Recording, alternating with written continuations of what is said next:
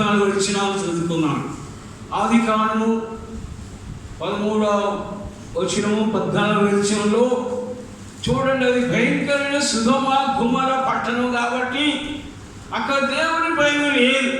దేవదూతలతోటే వాళ్ళు భయంకరమైన వారు కామహత్తులై ఉన్నారు. ఆ పట్టణం భయంకరమైన ప్రాంతం, దేవుని భయం లేదు. ఆ ప్రాంతం సొదొమ గొమొర్రా పట్టణం అనేది బైబిల్లో ఉన్నది.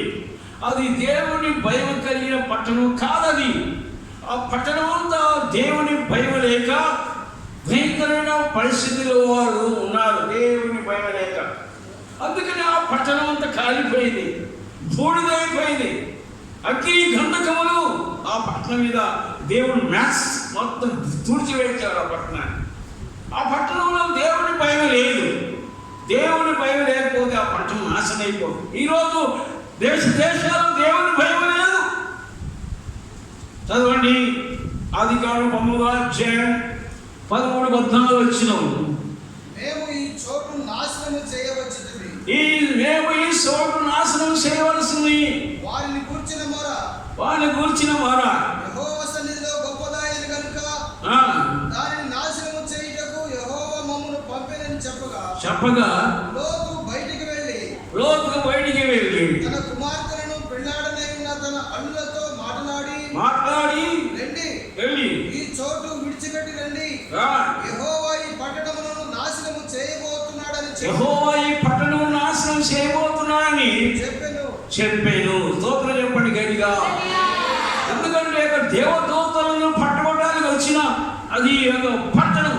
లోతు ఇంటికి వచ్చారు దేవదూతలు. లోతు పిలుచుకున్నాడు దేవదూతలని. ఇలా దేవదూతని లోతు ఇంటికి వచ్చి ఈ యొక్క సొదొమ గొమొర్రా పట్టణంలో దేవుని దూతలు వచ్చిన సంగతి సొదొమ గొమొర్రా పట్టణంలో కనపడ్డారు. ఆ యొక్క లోతు ఇంటికి వచ్చిన ఆ యొక్క మనుషులు మేము పట్టణమే చెరపాలి, పాపము చేయాలి అని దేవదూతల మీద కన్నీసింది పట్టణం. ఏం చేసింది? దేవదూతల మీద కన్నీసి ఆ మనుషులు మాకు కావాలి అంటే లోతు పిలిచాడు ఇంటికి. అయ్యా, ఈ రాత్రి మా ఇంట్లో గడిపి భోంచేసి పోండి అని చెబితే ఆ లోతు యొక్క ఇంటికి వచ్చిన తర్వాత ఆ పట్టణం అంతా కదిలి వెలిచి లోతు ఇంటి మీదకి ఎగబడ్డారు. ఆ మనుషులు పంపించు, మేము వాళ్ళు పాపం చేయాలి అన్నప్పుడు ఆ ప్రాంతంలో వచ్చిన మనుషులకి వాళ్ళ కళ్ళకి అంధత్వం, గుడ్డితనం కలగజేస్తారు దేవదూతలు. స్తోత్రం చెప్పండి గట్టిగా. హల్లెలూయా. ఆ పట్టణంలో చిన్నల మొదలుకొని పెద్దల మొదలుకొని పాపము చేయబడ్డ పట్టణం అది. భయమలేని పట్టణం, భయమలేని వారు.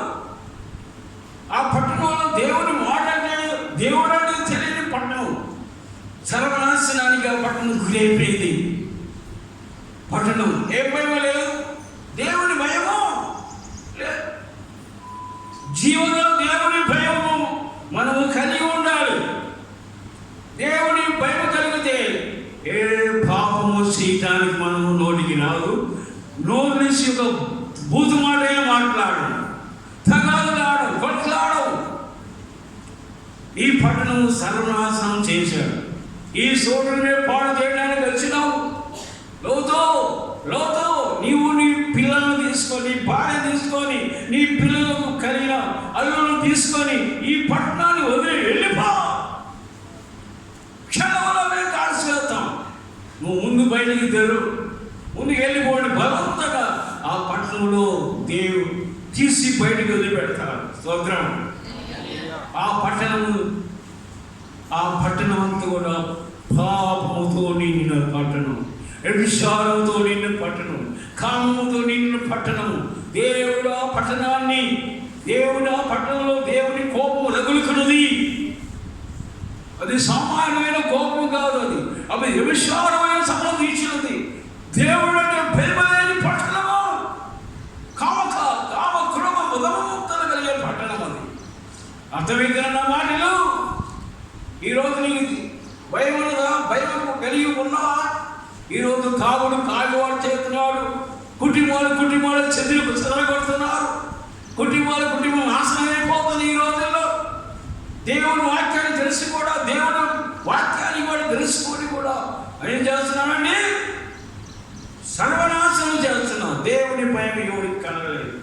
అందుకని దేవుని వాక్యం తెలిసిన మనము దేవుని వాక్యం తెలిసి కూడా వాక్యానికి భిన్నంగా నడుస్తున్నాము.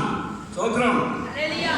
కనుక ఆ యొక్క ఈ దినం బట్టి చూస్తే, ఈ రోజును బట్టి చూస్తే దేవుని భయము, ఎవడు దాగేవాడు తాగుతున్నాడు, పాపం చేసేవాడు పాపం చేస్తున్నాడు, అక్రమం చేసేవాడు అక్రమం చేస్తున్నాడు, కుటుంబాలు చిచ్చు పెట్టేవాడు చిచ్చు పెడుతున్నాడు. తెలిసి కూడా పాపాన్ని పాలు ఉంది, దేవుని భయాన్ని వదిలివేస్తున్నారు. స్తోత్రం. అందరూ స్తోత్రం చెప్పండి గట్టిగా. హల్లెలూయా.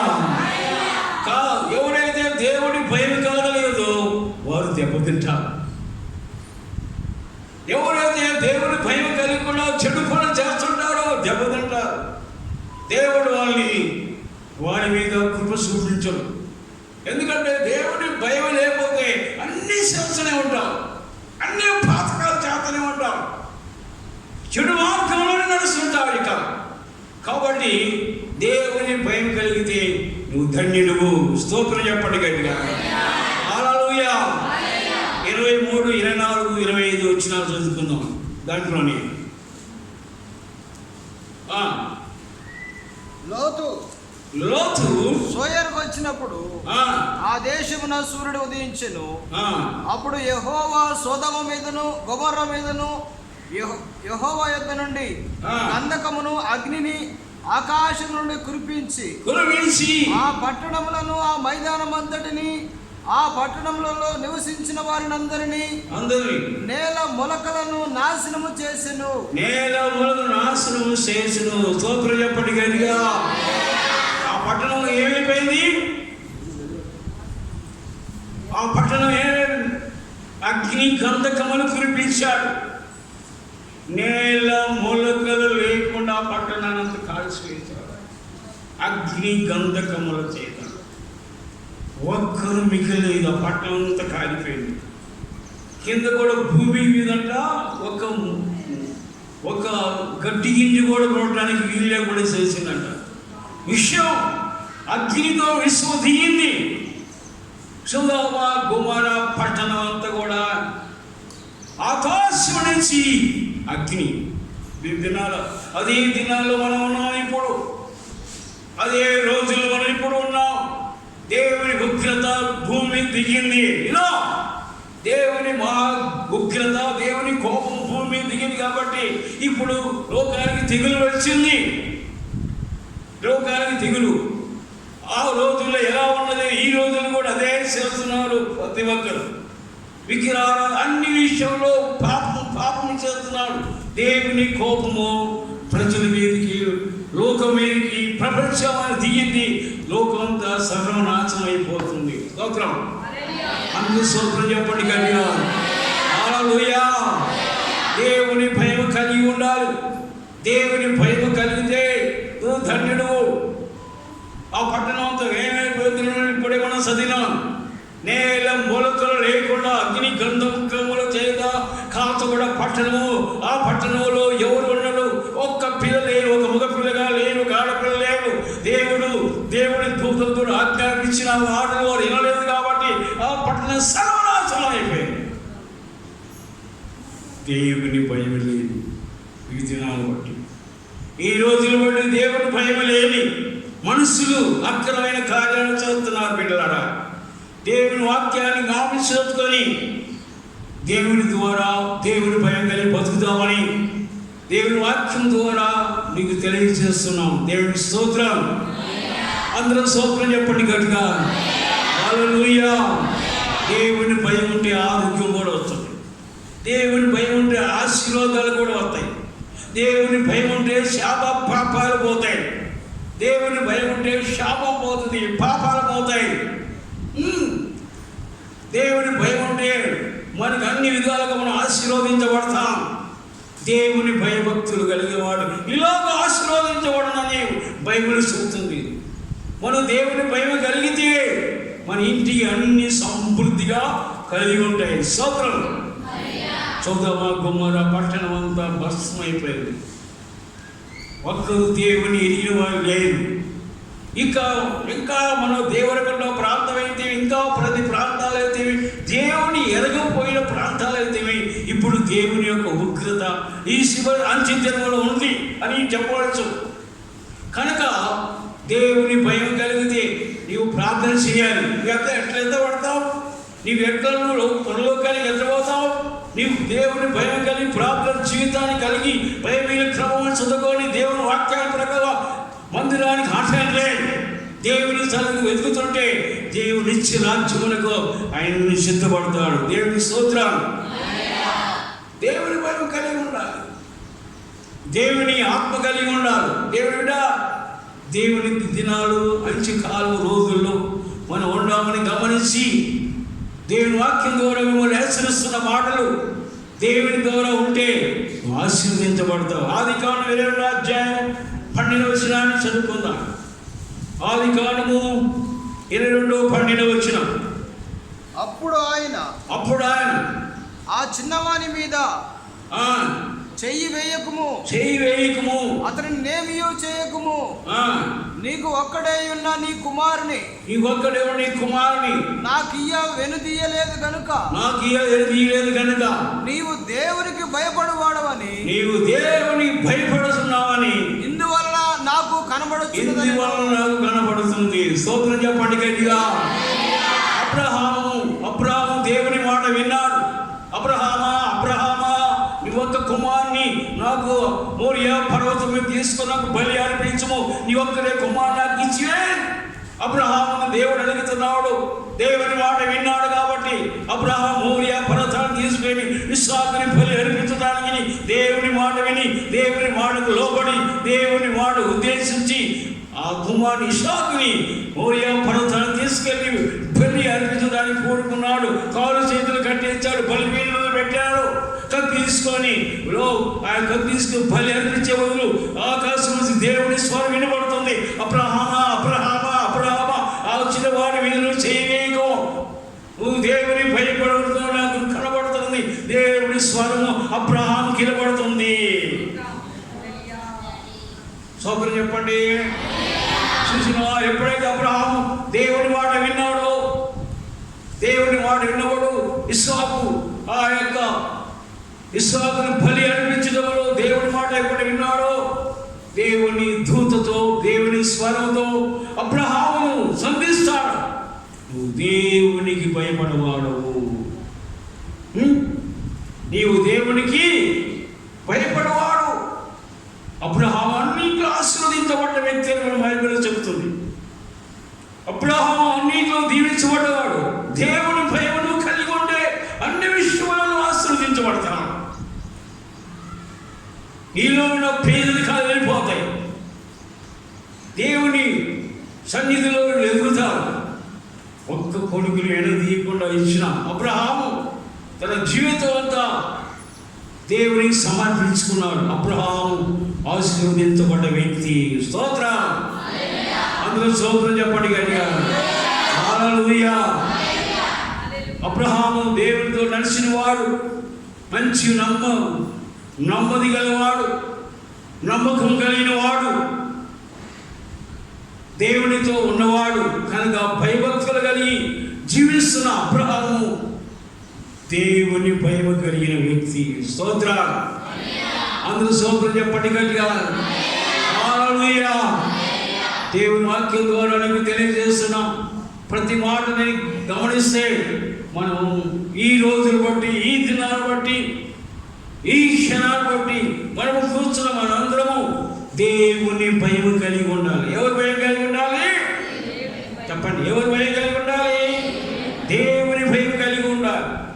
చేసేది కూడా దేవుడు చూస్తున్నాడు. ఒక చెడు పని చేస్తున్నాం, ఒక మంచి పని చేస్తున్నాడు, దేవుడు చూస్తున్నాడు. చేసేది కూడా దేవుడు చూస్తున్నాడు. మన దేవుడు చూసేవాడు. స్తోత్రం. మన దేవుడు చూసేవాడు, మన దేవుడు మాట్లాడేవాడు, మన దేవుడు హెచ్చరించేవాడు. భయభక్తులు కలిగిన వారిని దేవుడు తప్పగా వారిని అన్నిట్లో దీవిస్తాడు. దేవుని భయం కలిగి ఉండు. దేవుని ఆత్మ కలిగిన నీవు, దేవుని సన్నిధిలో రక్షించబడి నీవు ఏ పాపానికి నీవు లోను కాకుండా దేవుని వాక్యం ద్వారా నువ్వు జీవించాలని ప్రభుపేట నీకు తెలియజేస్తున్నాను. దేవునికి స్తోత్రం కలుగును గాక. హల్లెలూయా.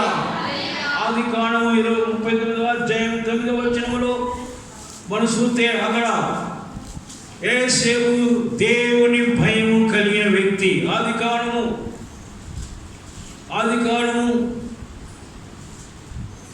నీవు అతని భార్యమైనందున నిన్ను తప్ప మరి దేనిని నాకు అప్పగింపగా ఉండలేదు. కాబట్టి నేనెట్లు ఇంత ఘోరమైన దుష్కార్యము చేసి దేవునికి విరోధముగా పాపము కట్టుకొందునని మన యజమానుని భార్యతో అనెను.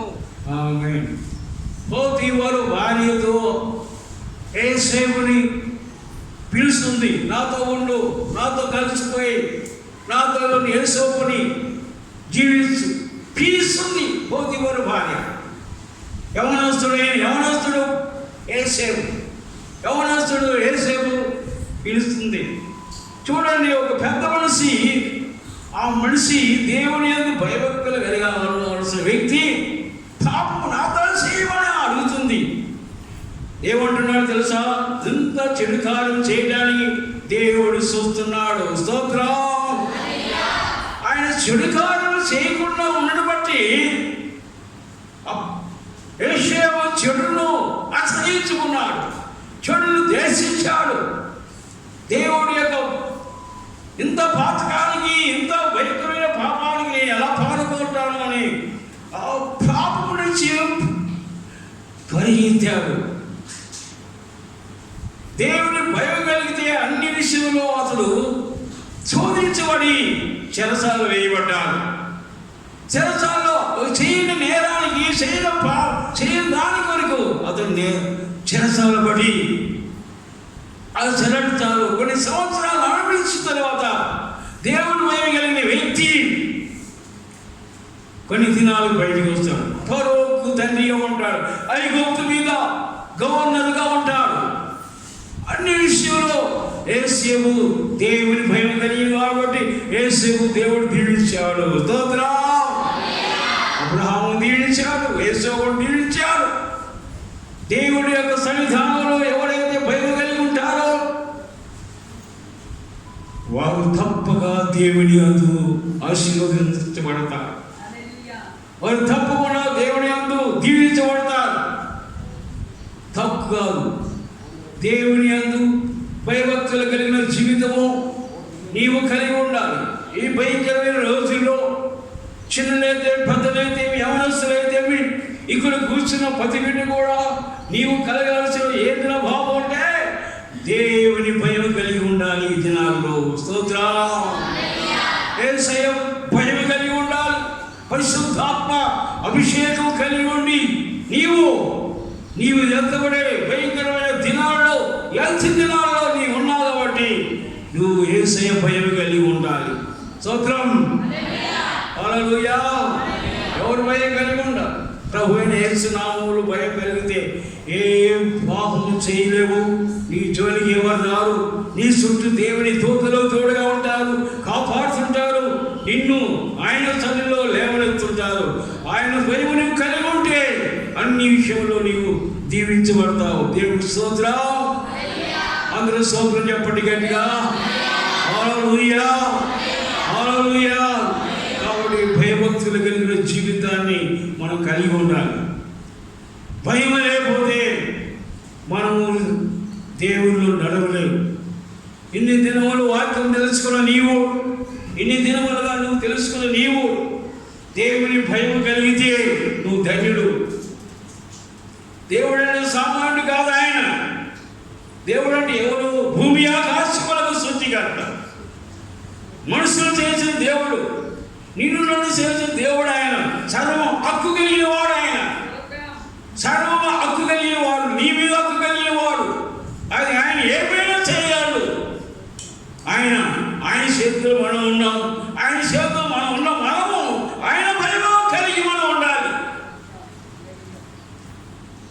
మాటలు, ప్రవక్తలు, సూపులు, నడకల్లో అన్ని విషయంలో నీ ఇంటి పక్క వారితోటి, నీ ఇంటి వారితోటి, పక్కన వారితోటి ఇది చేద్దామా చేయకూడదా అని నువ్వు దేవుని భయం కలిగితే దేవుడు తప్పగా నేను కాపాడుతాడు. స్తోత్రం. ఎంచెందులో చెప్పే మాట ఏదంటే దేవుని భయం కలిగితే నీ ఎవరు జోలిపోవు. స్తోత్రం. ఎవరితో నీ ఉద్దేశాలు పెట్టుకో, ఎవరితో నీవు కొట్లాడ పెట్టుకో, ఎవరితో బూతులు ఆడవు, ఎవరితో పందెములు ఆడవు, ఎవరితో నువ్వు కిసులాడ తగాగా పెట్టుకోవు. దేవుడు భయం కలిగితే దేవుడి సన్ను ఆశీర్వదించి పడతామని ప్రభు పేట నీకు తెలియజేస్తున్నాం. దేవుడి స్తోత్రం. అందరూ స్తోత్రం చెప్పండి గట్టిగా. హల్లెలూయా. కాబట్టి అన్ని విషయాలలో మనము దేవునికి దూరంగా ఉండవద్దు. అన్ని విషయాల్లో మనం దేవునికి భయభక్తులు కానీ జీవించాలని ప్రభు పేట మీకు తెలియజేస్తున్నాం. ఈ దినమంతా కూడా ప్రభు వాక్యం తింటున్న నీవు ఆయన మాటల్లోనే ఆయనకి లోపడి ఆయనకు జీవించి ఆయన వాక్య ప్రకారం జీవించి వాక్యానుసారంగా నువ్వు అనుసరించి ఆయన ప్రకారం ఆశీర్వదించబడితే ప్రభుని పక్షం నుండి నీతో అన్ని సమస్యలు ఆయన తీర్చగలడు. నిశ్చయముగా నీతో చెబుతున్నాను, దేవుని భయం అడిగితే ప్రభుని పక్షం ఉంటాడు. స్తోత్రం. అందరూ స్తోత్రం చెప్పండి గట్టిగా. హల్లెలూయా, హల్లెలూయా. ఆయన భయం కలిగి ఉండాలి. ప్రభు అయిన యేసు భయం కలిగి ఉండాలని నీతో నేను హెచ్చరిస్తున్నాను. కాబట్టి భయం కలిగి ఉంటే ప్రార్థన వెళ్తావు, భయం కలిగి ఉంటే అన్ని కార్యక్రమాలకు లోపడతావు, భయం కలిగితే దేవుడి సన్నిధికి వస్తావు. భయం లేకుంటే నువ్వు ప్రార్థనకే రావు. ఇక నువ్వు భయం కలిగితే ఆయన సన్నిధి నీకు కావాలంటే నువ్వు భయం కలిగితే ఆయన సన్నిధికి వస్తావు. భయం లేని భక్తి అది దేవుడు మెచ్చడు. స్తోత్రం. అందరూ స్తోత్రం చెప్పండి కానీ. హల్లెలూయా. కాబట్టి భయం కలిగి ఉండాలి. ప్రభు సన్నిధిలో భయం కలిగి దేవుని సన్నిధానంలో ప్రభువును సన్నిధానంలో ఆయనకి మనం దూరస్తులు కాకుండా మనం సమీపస్తులుగా బతికి భయభక్తులతో జీవిస్తే మనం దీవించబడతాం. మనకి ఎలాంటి హాని జరగదు, ఎలాంటి దెబ్బలు మనకి రావు. ఎందుకంటే దేవుని భయం నీకుంది, నాకు ఉన్నోటి మన ప్రభు మనకు తోడుగా ఉంటాడు. స్తోత్రం, స్తోత్రం, స్తోత్రం.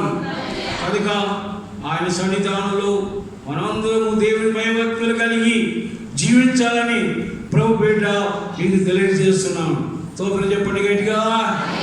హల్లెలూయా. కనుక దేవుని భయభక్తులు కలిగి జీవించాలని ప్రభు పేట మీకు తెలియజేస్తున్నాను. ఇంకొక వాక్యం చదువుకుందాం. దేవుని స్తోత్రం. యెషయా గ్రంథము 57వ అధ్యాయం.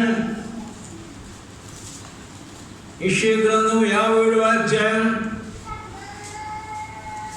11వ వచనం. యెహోవా నిన్ను నిత్యము నడిపించును. 57:11.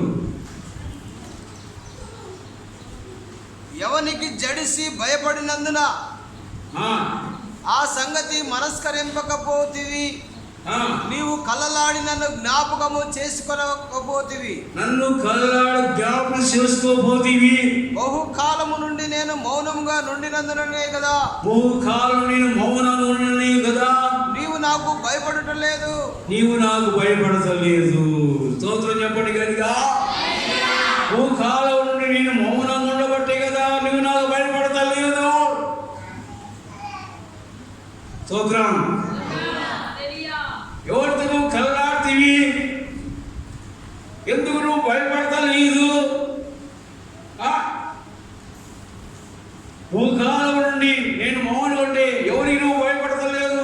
నాకు నీవు భయపడతలేదు, నువ్వు నాకు జరగటలేదు, నీవు నాకు భయము కలిగి ఉన్నావు. అక్కడ డైరెక్ట్గా దేవుడు మాట్లాడుతున్నాడు, నీవు నాకు భయపడతలేదు. స్తోత్రం చెప్పండి గట్టిగా. ఏమంటున్నాడు? నీవు నాకు తెల్లారుజామునేసి ప్రేమ చేస్తావా? తెల్లవారుజామున చేస్తావా?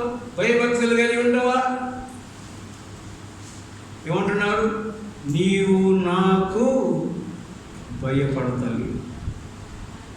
స్తోత్రం, స్తోత్రం చెప్పండి గట్టిగా.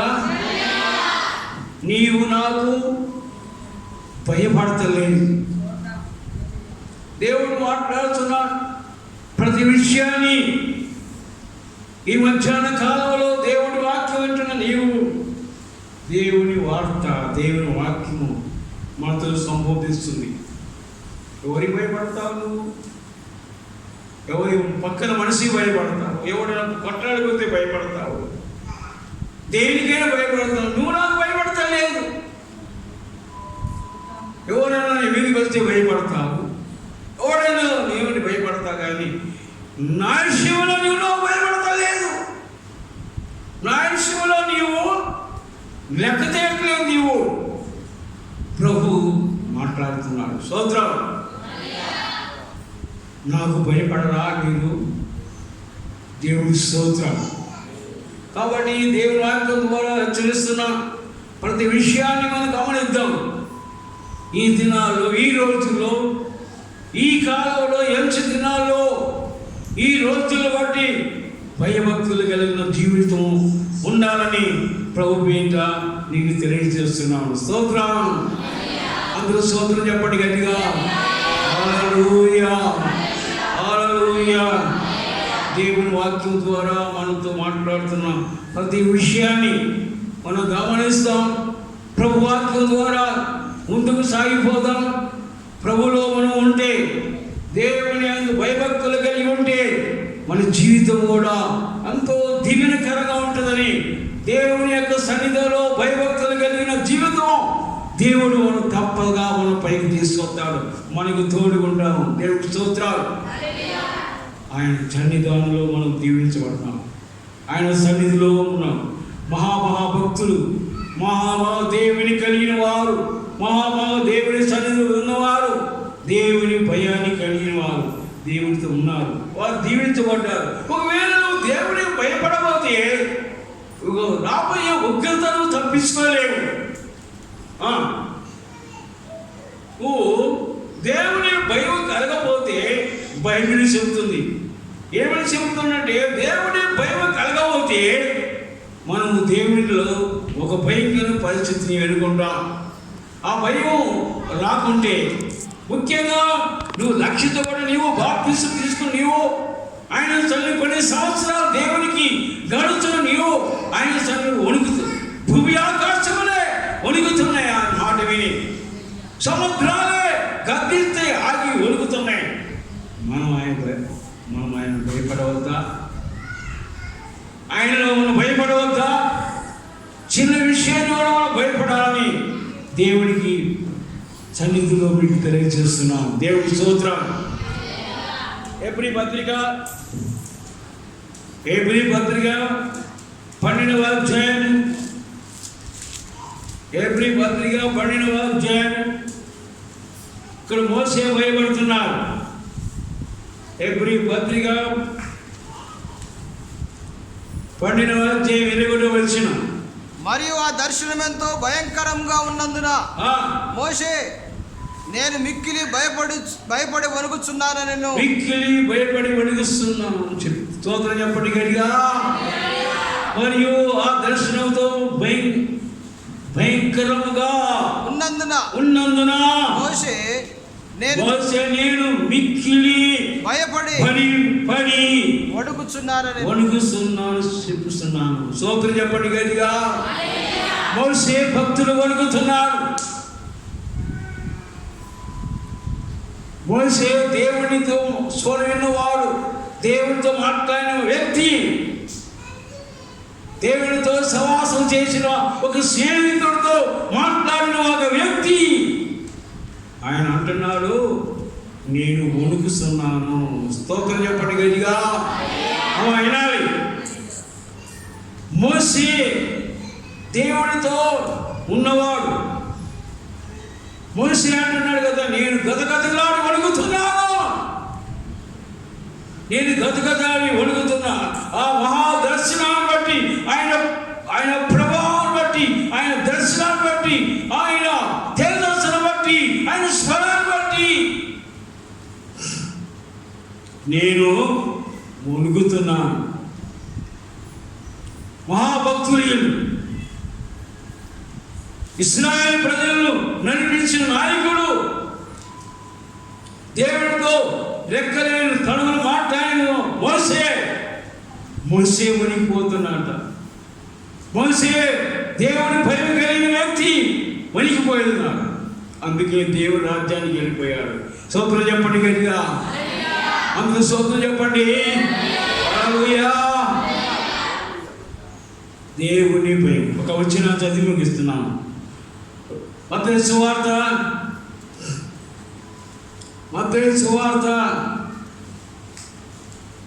10వ అధ్యాయం 28వ వచనం. మత్తయి సువార్త 10:28వ వచనం. మరియు ఆత్మను చంపనేరక దేహమునే చంపువారికి భయపడుడి. దేహము చంపువారికి భయపడకుడి. కానీ ఆత్మను దేహమును కూడా నరకములో నశింపజేయువానికి మిక్కిలి భయపడుడి. స్తోత్రం చెప్పండి గట్టిగా. హల్లెలూయా. ఎవరికి భయపడవద్దు? ఎవరికి భయపడాలి, ఎవరికి భయపడవద్దు? దేహము చంపేవాడికి భయపడవద్దు. దేహమును నశింపజేయవాడికి, నీ మీద కొట్టే వాడికి భయపడవద్దు. నువ్వు దేవుని యందు భయభక్తులు కలిగిన వ్యక్తివి. ఒకరున్నాడు, ఆయన నువ్వు భయపడాలి.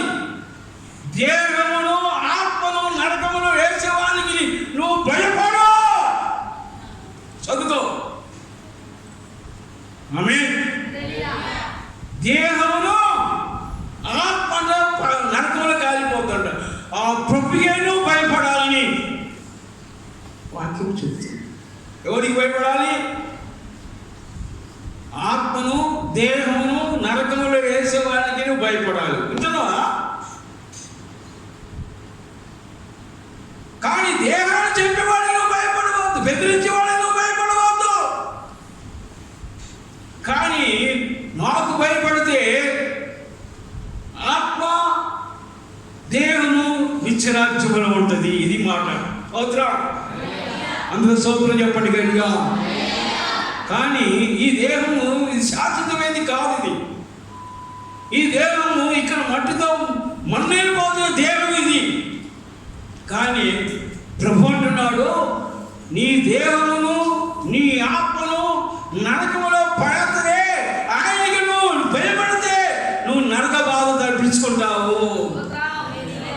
ఆయన నువ్వు భయపడితే నీకు పరలోకం వస్తుంది, నీకు నరకం తప్పుతుంది, నిత్యరాజ్యం వస్తుంది. ఆయన నువ్వు భయపడితే నరక వేదన తగ్గిపోతాయి. స్తోత్రం చెప్పండి గట్టిగా. ప్రార్థన చేసుకుందాం. కళ్ళు మూసుకుందాం. మోకరించండి. స్తోత్రం స్తోత్రం స్తోత్రం స్తోత్రం.